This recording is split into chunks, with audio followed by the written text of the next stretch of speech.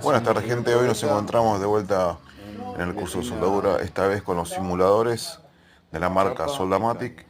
En este caso estamos viendo una pletina en caño y planchuela. Esos dibujitos que ven de color verde son código QR. Todos esos dibujos son códigos Entonces QR.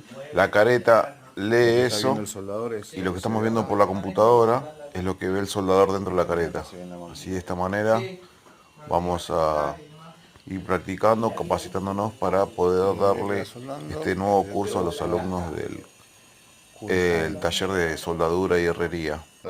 Así que bueno, desde ya si les gusta dejen comentarios y bueno, es un Ajustando halago acá. que ustedes me dejen sus comentarios y sus buenas vibras. Entonces ahí de esa Estamos manera viendo el tusteno no, perdón, el electrodo se va consumiendo y hace el efecto como que